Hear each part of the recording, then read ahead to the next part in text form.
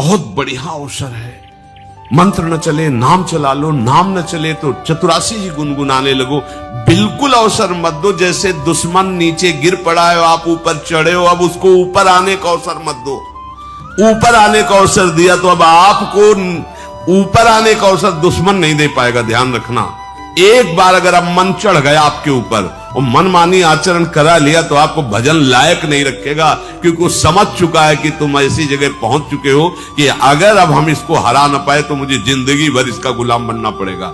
मन ने देख लिया है कि अब हम मारे जाएंगे, अब मुझे मरना पड़ेगा, तो वो आखिरी कोशिश करके आपका नाश करेगा। बस आप सावधान हो जाओ। इस समय आपके घुटने उसके गर्दन के ऊपर है, ऐसा समझो, क्योंकि सदगुरु आश्रय, संत आश्रय, सत्संग, नाम धाम आश्रय, अब वो विचलित हो रहा है, भड़बड़ा रहा है। कोई तो मिले ऐसा, थोड़ा तो हमें जीवन दान दे, क्या विषय भोग, थोड़ा तो मुझे विषय सेवन करने को मिले। चूक कर दी तो फिर गिरा देगा। परमहंस श्री ओंकारानंद सरस्वती जी ले जब बिल्कुल नई अवस्था में सामने उनके गए तो उनका अच्छा बच्चा, बड़े भाग्यशाली हो, वैराग्य मार्ग में आए हो, पर ध्यान रखना, एक सांप को जब बंदर पकड़ता है तो बोले ऐसे ऐसे जड़ में रगड़ता, फिर देखता, सू तो नहीं बोला, फिर रगड़ता है, और वो मरने पर भी रगड़ता ही रहता है कि कहीं इसमें जान न। बोले बस ऐसे ही साधु को, साधक को, उपासक को अपने मन को रगड़ना है। राधा वल्लभ श्री हरिवंश, राधा वल्लभ श्री हरिवंश, राधा वल्लभ श्री हरिवंश। अगर सू बोलने का मतलब अगर थोड़ा भी विषय स्फुरण रह गया है तो अभी रगड़ते रहो, राधा वल्लभ श्री हरिवंश। फिर सच्ची कहते भजन करना नहीं पड़ता। जैसे भजन थोड़ी करना पड़ता है ही नहीं भजन, किसी और कुछ क्या करे, कुछ है ही नहीं यंत्रों में, वो स्फुरते केवल वही। अब उसको भजन थोड़ी करना है, रह ही नहीं गया, कुछ करना ही नहीं रह गया है। हंस रहे, खेल रहे, बात कर रहे, खा रहे, पी रहे, चल रहे, ठाड़े बैठे परे उताना, कबीर काहे हम राय ठिकाना। हर समय पर वो स्थिति प्राप्त करने के लिए निरंतर अभ्यास की आवश्यकता है। श्री भगवान कह रहे हैं कि परमम पुरुषम दिव्यम याति पार्थानुचिंतयेत, जो मेरा सदैव चिंतन करता रहता है, दिव्य परम पुरुष का साक्षात्कार उसको अपने चित्त में ही हो जाता है। चित्त स्थान भगवान वासुदेव का है। शरीर छोड़ने के बाद नहीं, शरीर रहते ही ऐसी आनंद की वृत्ति उदय होती। अब उनके लिए शब्द ही नहीं तो क्या वर्णन करें, ऐसी आनंद की उसी आनंद में वो आनंद समुद्र प्रभु प्रकाशित होने लगते हैं। और उस आनंद में जहां आपका थोड़ा प्रवेश होता है, आप उलझ करके विषय की तरफ चले जाते हैं। ध्यान देना हमारी इस बात को, यह अनुभोगम में बात कहते हैं। जब आपको भजन का थोड़ा आनंद मिलेगा तो आप थोड़ा निश्चिंत जैसे होते हैं, उसी समय मन आपको विषयों में फंसा देगा। जब आपको भजन का अभ्यास बढ़ने लगे, आनंद मिलने लगे, तो आपको उदासीनता बढ़ानी है, हंसना नहीं है, लोगों से मिलना नहीं, खेलना नहीं है, क्योंकि इस समय चढ़ाई का है। आनंद स्फुरित होने लगा, बचाओ, बिल्कुल आसपास से सुरक्षित हो जाओ। वो आनंद ही आपको ऊपर ऐसी स्थिति में ला देगा जहां विषय नहीं ले जाएंगे। भगवान कह रहे परमम पुरुषम दिव्यम याति पार्थानुचिंतयन्, जो निरंतर अभ्यास चिंतन का करता है उसे चित्त में ही भगवत साक्षात्कार हो जाता है। अगर आप सावधान नहीं रहेंगे, चिंतन सही नहीं रहेगा आपका, तो किसी भी अवस्था में यह विषय चिंतन छूटने वाला नहीं। अभी हमारे पास अवसर है, अभी हमारे पास समय है, चूको मत। ये बहुत सूक्ष्म लड़ाई है, ये कोई बाहर के लाठी डंडा गोली वाली लड़ाई नहीं है, ये अंतर की लड़ाई है। इसमें बड़े बड़े हार जाते हैं। अगर कोई जीत पाता है तो एकमात्र भगवान को समर्पित चित्त वाला जीतता है। हमें लगता है आपको बढ़िया समर्पण का अवसर है। अब आप ये जो मना किया जाता है, उन विषयों का भोग करते हैं, विषयों का सेवन करते हैं, तो फिर ऐसा लगता है अब हम नहीं कर पाएंगे, हमारे पास कोई चांस नहीं रह गया कि अब आपको संभाल सके। इसलिए आप सहयोग कीजिए। ये बाहरी आनंद 4 दिन का है, मान जाओ, बाहरी आनंद। ये श्री जी के मार्ग के लिए हम कह रहे हैं किसी जन्म में भगवत प्राप्ति करनी।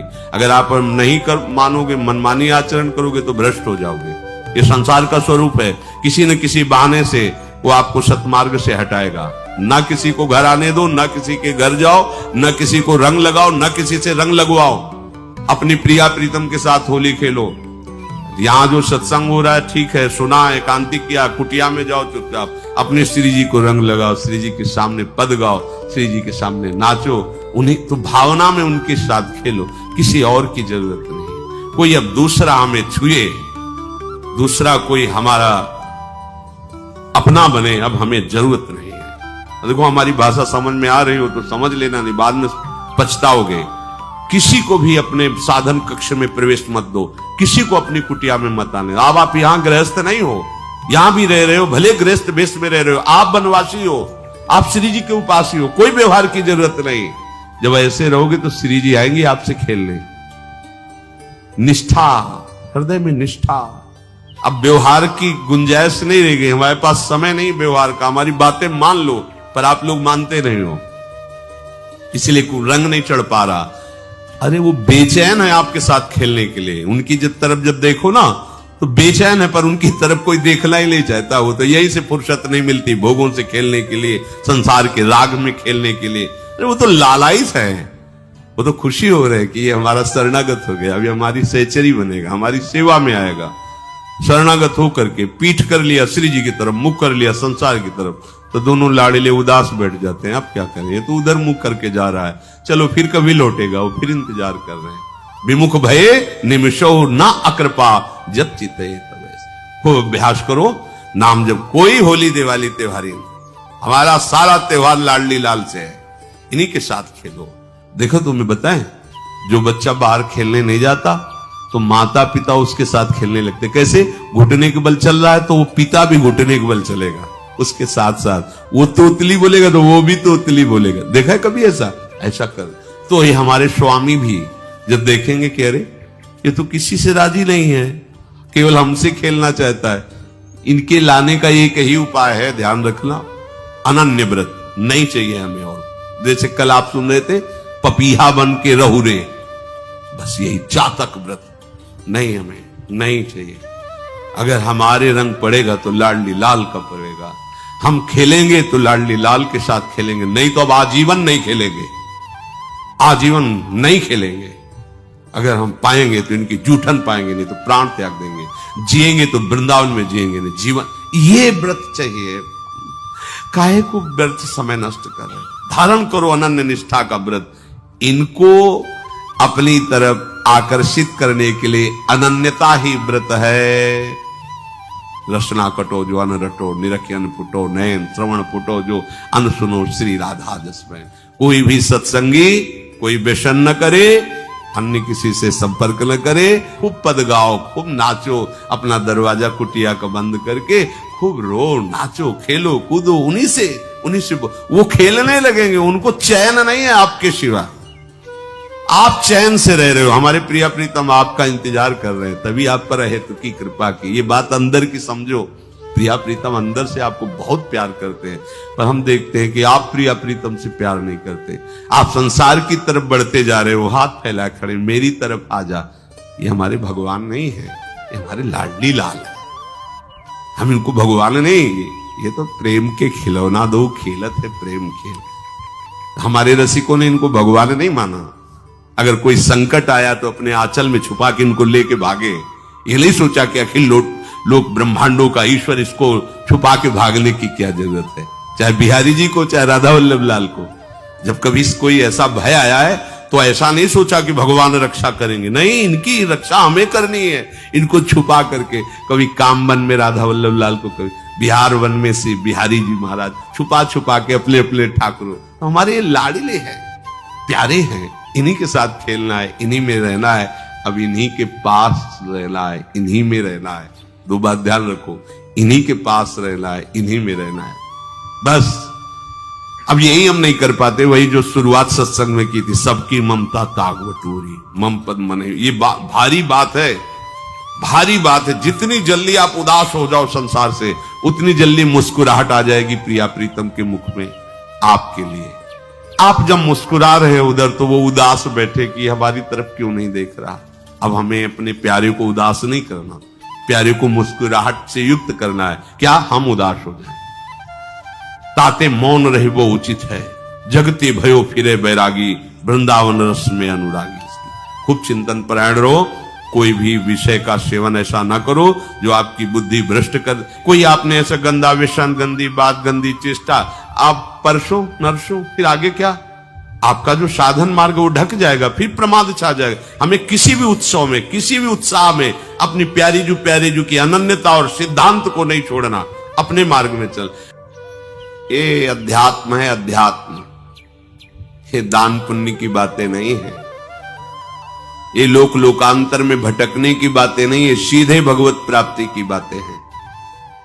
यत करोषि, जो भी तुम करोगे वो तुम्हें अपने आराध्य देव के लिए करना है, आराध्य देव को समर्पित करना है।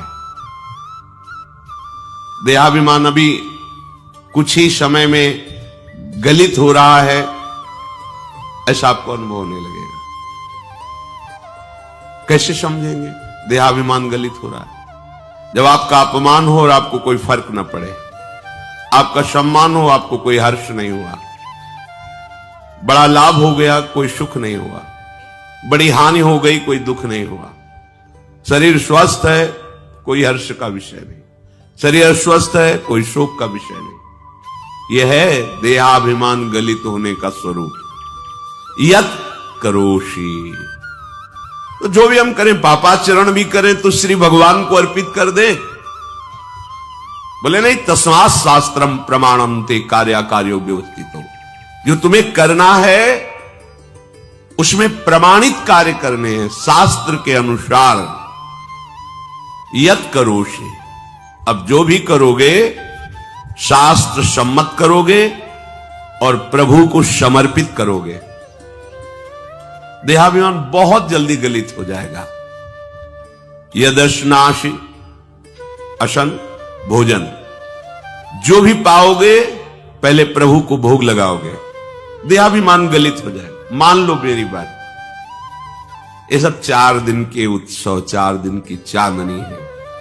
शोक समाज पूरा तैयार हो रहा है हमारे ऊपर आक्रमण करने के लिए। तुम्हें क्या पता?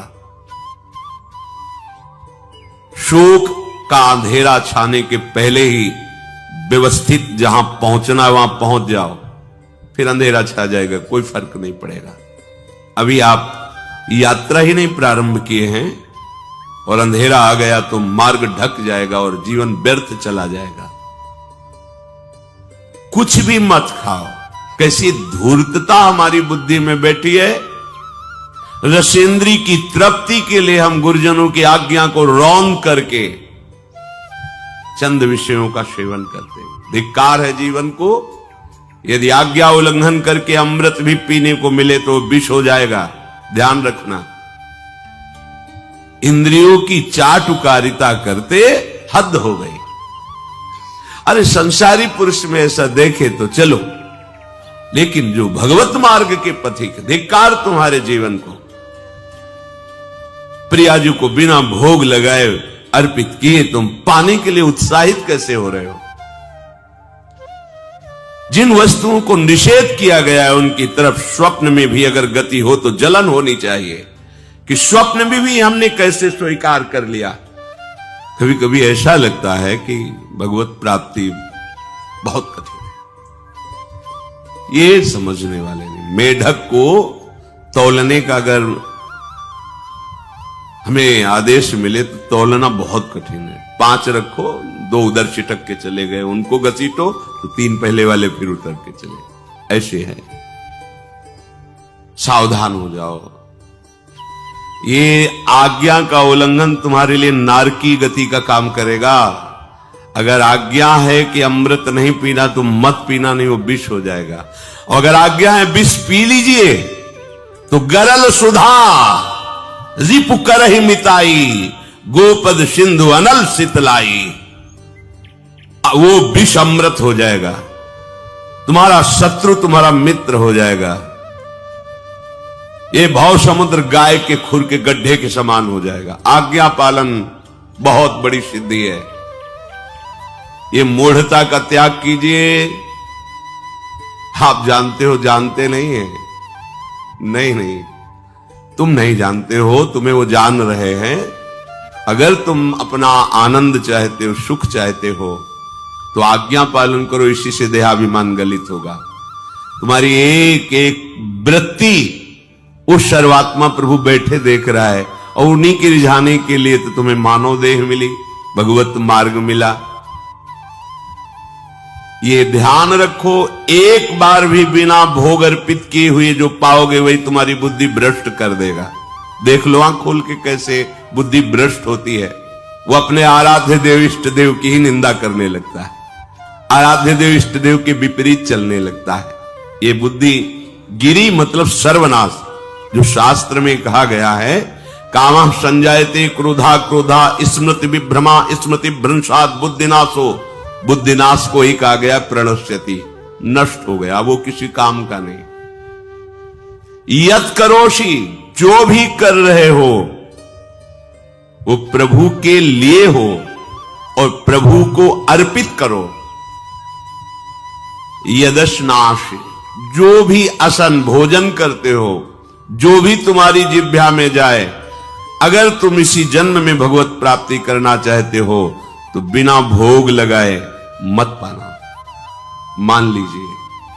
फिर कह रहे यज्जुहोषि, जो भी तुम हवन का तात्पर्य होता है भागवतिक कार्य करते हो, वो प्रभु को अर्पित कर दो, बड़ा सुख मिलेगा। जो तुम ददाशी, किसी को भी कुछ भी देते हो, प्रभु को दे दीजिए। देने के पहले उसमें भाव कीजिए, राधा वल्लभ लाल इसके हृदय मंदिर में बैठे। अब भोजन जल वस्त्र जो भी आपको उसको दिया तो उस व्यक्ति को नहीं दिया, सीधे ठाकुर जी को दिया, राधा वल्लभ लाल को दिया।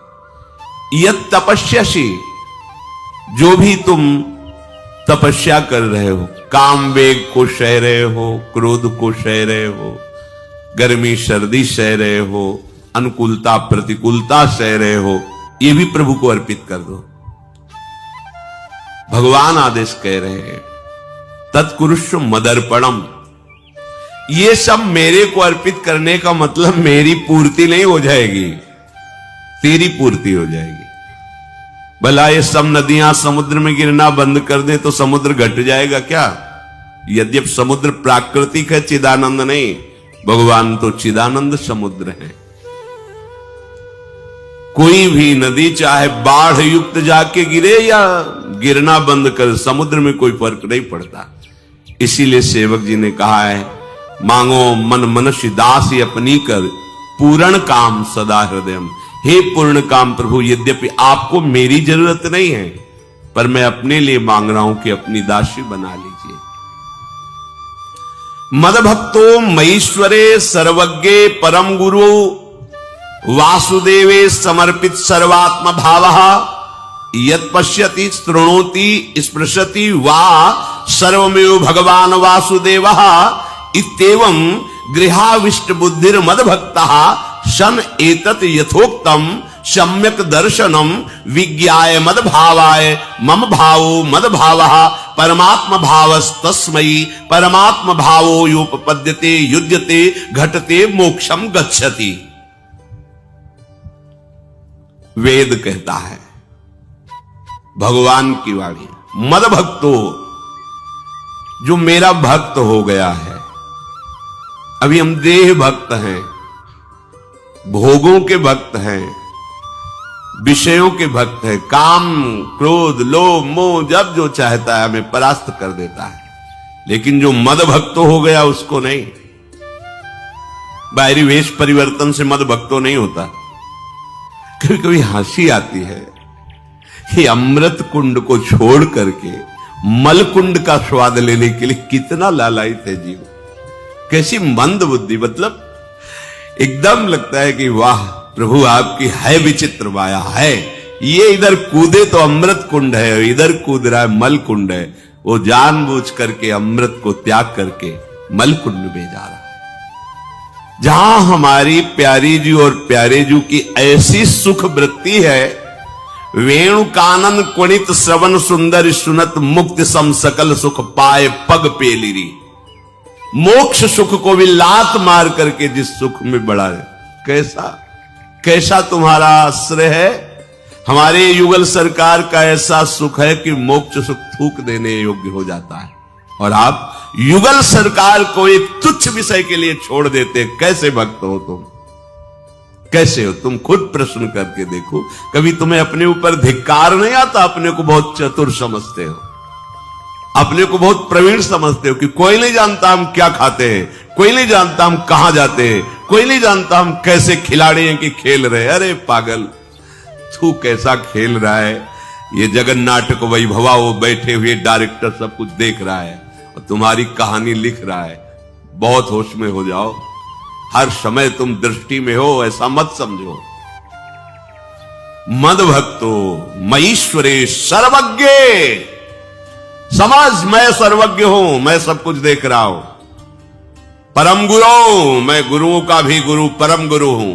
भगवान बोल रहे, वो है, वही परम गुरु है, क्योंकि गुरु शब्द ही उन्हीं के आगे है, दूसरा कोई नहीं, कोई है ही नहीं दूसरा, दूसरो न कोई, वही परम गुरु है, क्योंकि उनके सिवा कोई है नहीं, वही है परम गुरु। बड़े करुणा में है। अगर ये सोचा जाए कि भगवान की वाणी और गुरु की वाणी अलग है, तो भ्रम है आपको। भगवान की वाणी गूंज रही है, पकड़ो। आपको लगेगा बातें कर रहे हो, कहां गूंज रही है? अभी ट्रांजिस्टर लाइए, लखनऊ लगाइए, अभी बोलने लगेगा। तो वाणी गूंज रही ना लखनऊ की। कानपुर लगाइए, कानपुर बोलेगा, क्योंकि उसमें पावर है उस वाणी को घसीटने का। एक यंत्र जैसा तुम्हारे अंदर तो पावर नहीं है, तुम अपने को बहुत पावरफुल समझते हो। एक इतना बड़ा ट्रांजिस्टर लाइए, उसे आप अभी लगाइए बंबई, वो अगर स्टेशन आ रहा पकड़ में तो बोलने लगेगा। ये बंबई की आकाशवाणी से बोल रहा हूं, आकाशवाणी पकड़ रहा हो। तुम्हारे अंदर कितनी सामर्थ्य है? तुम गुरुवाणी सामने से नहीं पकड़ पा रहे हो, आकाशवाणी क्या पकड़ोगे? बहुत ज्ञानी, बहुत विज्ञानी, वो एक यंत्र पकड़ रहा है लोक के स्टेशनों को। अगर तुम मंत्र पकड़ लो तो तुम भगवान की वाणी ऐसे सुनोगे, ऐसे देखोगे, कहीं दूर थोड़ी है, सामने नृत्य करते रहते हैं। नेत्र खुले थोड़ा, पावर आप में है, जो मंत्र मिला है वो यंत्र पकड़ता है स्टेशन, पावर तुम्हारा सीधे पावर हाउस को पकड़ेगा। अखिल ब्रह्मांडों का पावर वासुदेवा समर्पित सर्वात्म भावः, तो यत् पश्यति यत् शृणोति स्पृशति, वो भगवान का स्पर्श करेगा, भगवान की वाणी सुनेगा, भगवान को ही देखेगा। कौन? जो मद भक्ता है। तो आप लोग बड़े कृपा पात्र, भगवत मार्ग के पथिक बन गए। कहां फंसे हो यार, कहां? बड़ी हंसी आती है। साधक अपने छोटे से दोष को पहाड़ की तरह देखकर व्याकुल हो जाता है और गुरु और भगवान से पुकारता है, नाथ देखो मैं ऐसा, मुझे बचा लो। प्रभु अभी तक समर्पण नहीं हो पाया, उसे अपने में फुर्सत नहीं। जो मेरा हो जाता है वो निरंतर मेरा चिंतन करता है, इसलिए मैं उसको सुनाई देता हूं। तुम किस मंगल मोद दशो दिशाएं आनंदमयी, चुपचाप जपते रहिए। और अगर नाम जप नहीं है, को कल्प तरु के समीप जाने पर भी तुम दुख से नहीं बच सकोगे, दरिद्र बने रहोगे। क्यों? क्योंकि कामना बढ़ती रहेगी। कामना का विश्राम नहीं हो सकता बिना नाम जप के। कल्पतरु जो चाहे वो इच्छा पूर्ति करता है, लेकिन कल्पतरु के नीचे जाए कहते प्रिया प्रीतम के दर्शन हो जाए, कल्पतरु में सामर्थ्य नहीं है। प्राकृतिक वस्तुएं देने की सामर्थ्य है, और प्राकृतिक वस्तुएं भोगने वाला उपासक निर्भय नहीं होता, भयभीत रहता, विषादग्रस्त रहता है। वो कल्पतरु के नीचे है तो कोई कामना प्रतिकूल भी हो सकती है, क्योंकि निर्भय तो है नहीं। एक व्यक्ति कल्पतरु के नीचे गया, उसे पता नहीं था कि कल्पतरु की ऐसी महिमा होती। बहुत सुंदर छाया है, अगर बढ़िया भोजन मिल जाता मिल गया सुंदर भोजन। हाँ, अगर शीतल जल मिल जाता, जल मिल गया। अगर सुंदर सैया होती, सैया प्रकट, क्योंकि जो इच्छा करोगे कल्पतरु प्राकृतिक, आराम से लेट गए। भेड़िया आ गया फाड़ गया तो भेड़िया आ गया फाड़ गया, क्योंकि कल्पतरु है। गोस्वामी जी कह रहे कल्पतरु के नीचे भी तुझे चैन नहीं मिलेगा, क्योंकि तू नाम जप नहीं कर रहा। जागत बागत सपने न सुख सोई है, जन्म जन्म जुग जुग जग रोई है। आहा, जागते सोते स्वप्न में तुझे कहीं सुख नहीं मिलेगा। एक दिन एकांतिक में एक प्रश्न कर रहे थे, वृद्ध थे, वो कह रहे थे कि हमारे स्वप्न में पितर आते हैं, हमें बहुत परेशान करते हैं और दुख देते हैं। वो पितर नहीं, तुम्हारे कर्म है, कोई किसी को दुख नहीं देता। भयावह स्वप्न, बैठे बैठे जागृत में भयावह कल्पना, सिहर जाए ऐसे, तभी तो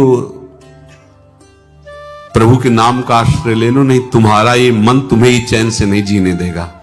बहुत दुष्ट है, ये दुष्टता को स्वीकार करके जलाता, बेमतलब जलाता रहता, बेमतलब।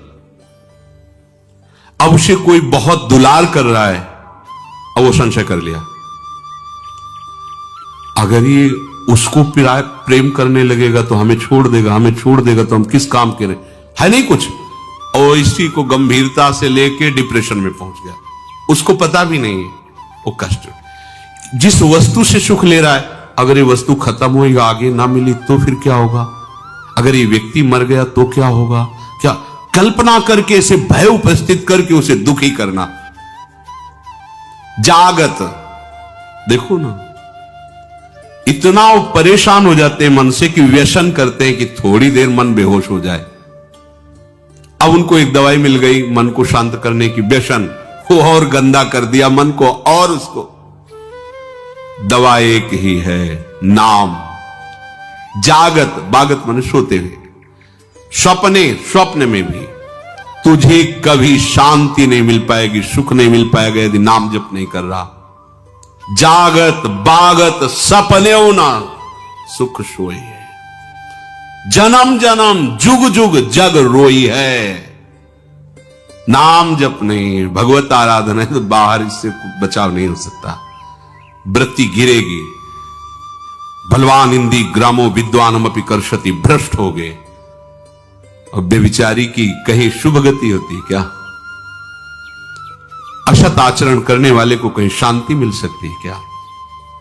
अधर्म आचरण करने वाले को कहीं सुख का अनुभव हो सकता? कदापि नहीं। बस वो भ्रम में जीता रहता है, दुर्गति को प्राप्त होता है।